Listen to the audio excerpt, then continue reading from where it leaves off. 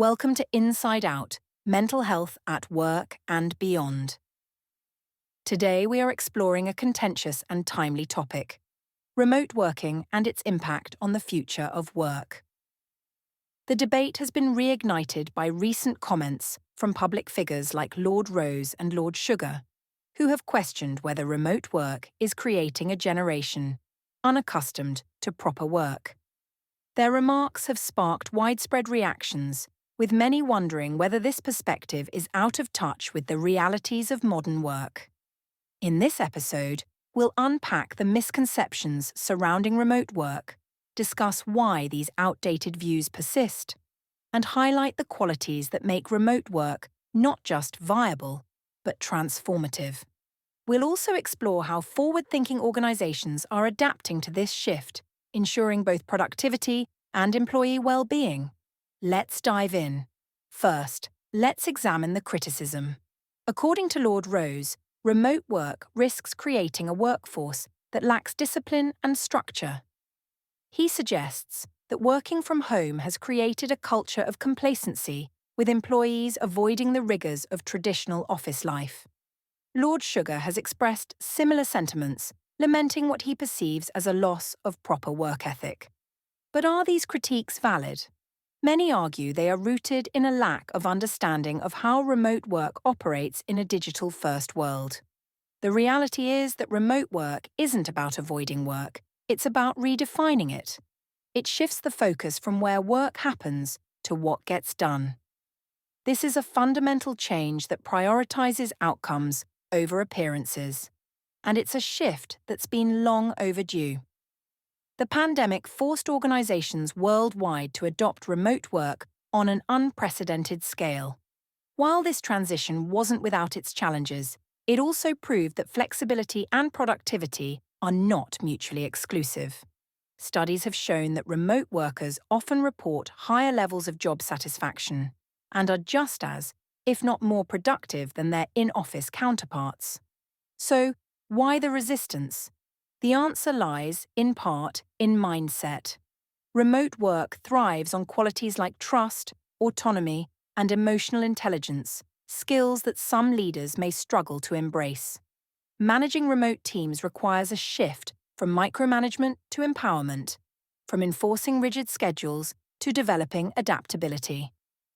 Leaders who cling to outdated models often find this transition difficult, which may explain their skepticism. Many employees themselves struggle with the lack of direction, routine, and structure that remote working can sometimes fail to provide. But let's look at the bigger picture. Remote work is not a trend. It's a transformation. The world of work is evolving, and organizations that resist this change risk being left behind. Employees today value flexibility, work-life integration, and autonomy. Companies that offer these benefits are more likely to attract and retain top talent. Conversely, those that prioritize visibility over progress may face higher turnover and lower engagement. So, how can organizations navigate this shift successfully? It starts with rethinking workplace culture. Building a people-centered environment is key. Here are a few practical steps. 1. Focus on outcomes, not hours. Shift the emphasis from time spent in front of a screen to the quality and impact of the work delivered. 2. Invest in technology.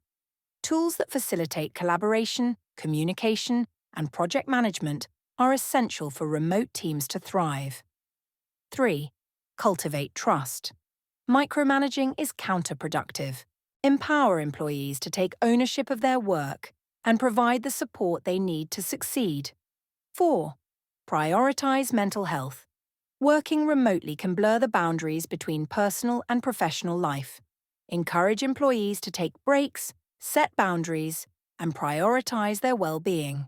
5. Embrace digital connection. Remote work doesn't mean isolation. Regular check-ins, virtual team-building activities, and open communication channels can help maintain a sense of community. As we wrap up, it's important to acknowledge that remote work isn't without its challenges.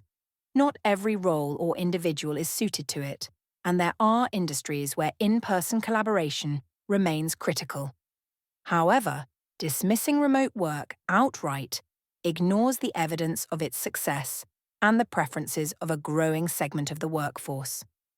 Let's reject tired stereotypes and focus on the opportunities. Remote work has the potential to create more inclusive, flexible, and resilient workplaces. It's not about avoiding the office, it's about reimagining work to better align with the needs of both employees and employers. Thank you for joining us on this episode of Inside Out, Mental Health at Work and Beyond. If today's discussion resonated with you, please share it with your network and join the conversation. How do you see remote work shaping the future of your industry? We'd love to hear your thoughts. Reach out to us on social media or drop us a message. Until next time, take care of yourselves and each other.